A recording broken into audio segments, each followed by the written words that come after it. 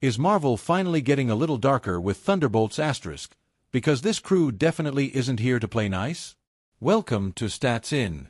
If you're just joining us, please subscribe and don't forget to turn on notifications bell for more video. Marvel Studios is clearly stepping into a new territory with Thunderbolts asterisk, and longtime fans of darker superhero stories are paying close attention. The upcoming movie has done something that no movie of the MCU has achieved before. While it still keeps its PG-13 rating, the movie has been given a special, strong violence label in its official rating that hints at much stronger action scenes than usual, as per the direct. Marvel's going a little darker, and honestly, it's about time. The studios is ready to shake things up with the upcoming Thunderbolts asterisk, and if the recent updates are to be believed, this movie could mark a turning point that the MCU has been looking for in recent years. Thunderbolts asterisk just became the first Marvel movie to get PG-13 with a special note for intense violence. And it's safe to say that, unlike past entries, it's not going to limit itself to family-friendly content. And fans who've been waiting for something a little less shiny and a little more intense are here for it. Moreover, even Zack Snyder would probably give this one a nod of approval. These characters have rough pasts and include Yelena Belova, Bucky Barnes, Red Guardian, Ghost, U.S. Agent, and Taskmaster are all used to fighting for survival, not fame. They don't always agree or trust each other, but they've been brought together for a dangerous mission that only they can handle. These changes show that the studios are ready to bring forth a more intense storyline. While fans are definitely happy about this move will definitely impress Zack Snyder, who's known for his gritty and dramatic superhero movies. For the plot, Thunderbolts asterisk focuses on a team of misfits, not your typical clean-cut heroes.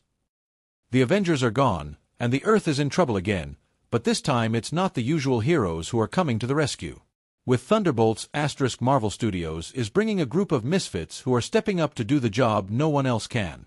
And with the final trailer, it's clear that they're not just fighting for the world, but also for a chance to redeem themselves. This tension is the major point of the movie. Moreover, the danger is even higher thanks to the movie's new villain, Sentry, played by Lewis Pullman. This mysterious and extremely powerful character is said to be stronger than any of the Avengers. It's a fresh direction, and if you're a fan of darker superhero films, this one might be just what you've been waiting for. Zack Snyder would definitely approve. But instead of killing people, it seems to be sending them into a strange space known as the Void. Alongside Pugh, the movie also includes Sebastian Stan, David Harbour, Hannah John Kamen and Wyatt Russell, Olga Kurylenko and Julia Louis-Dreyfus. And while they've all made mistakes in the past, now they have a chance to do something good. At the core of this is Florence Pugh's Yelena Belova, who's still haunted by the loss of her sister Natasha Romanoff.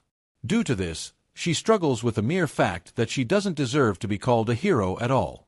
Moreover, the trailer also gives fans a deeper look at the villain Sentry, whose powers seem quite intense. When Justice League was being made, DC sent 2 executives to babysit the decisions that Zack Snyder made for the film. Welcome to Stats In. If you're just joining us, please subscribe and don't forget to turn on notifications bell for more video.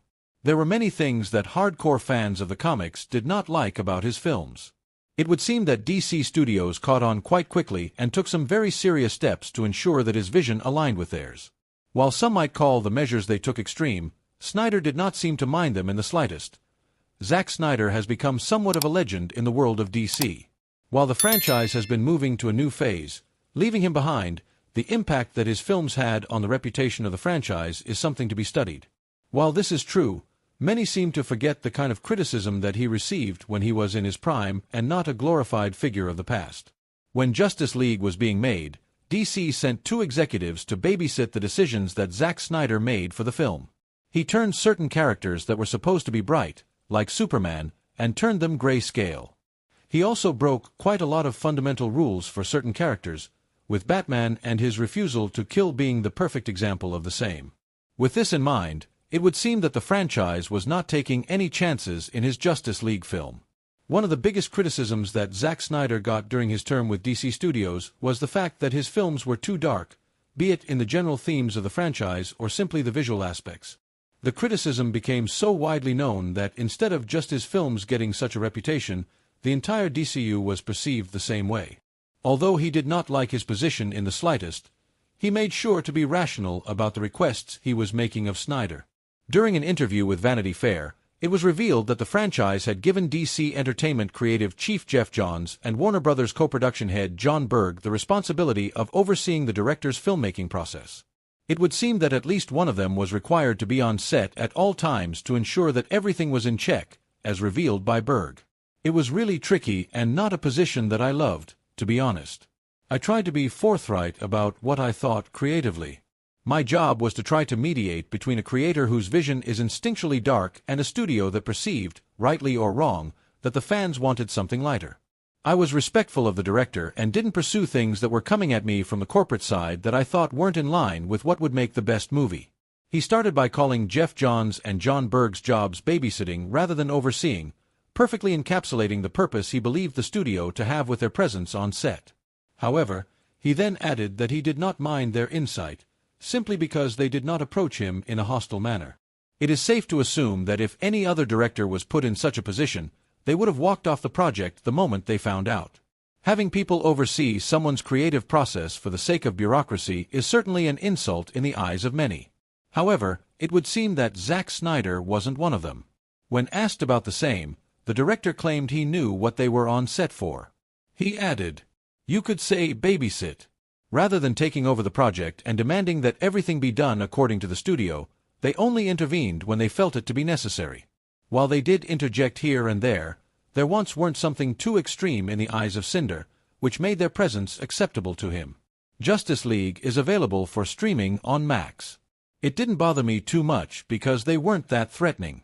I just felt the ideas they did have, where they were trying to inject humor and stuff like that, it wasn't anything that was too outrageous. Following the release of Matt Reeves' box office hit, The Batman, starring Robert Pattinson in 2022, it was revealed that the highly appreciated movie will be part of a trilogy like that of Christian Bale's Caped Crusader. Welcome to Stats In. If you're just joining us, please subscribe and don't forget to turn on notifications bell for more video. Right after the box office success of the movie, Warner Brothers had greenlit the project for a trilogy. Perhaps it's time to take out your tissues over your black capes, because Gotham might be losing another Batman. Yep, it's looking real gloomy, because we've already been facing the dreadful delay situation with Robert Pattinson's The Batman 2. And now, reports suggest that his broody eyes and emo eyeliner might be facing the axe. And who warned us about this ages ago? Zack Snyder fans, of course. They've been waving red flags louder than a bat signal. Now, James Gunn is reportedly scouting for his own version of the Dark Knight for the rebooted DC Universe, and things aren't looking good for Robert Pattinson's Batman. Robert Pattinson's The Batman 2 might be cancelled as James Gunn is reportedly searching for a new Dark Knight. Gotham feels doomed.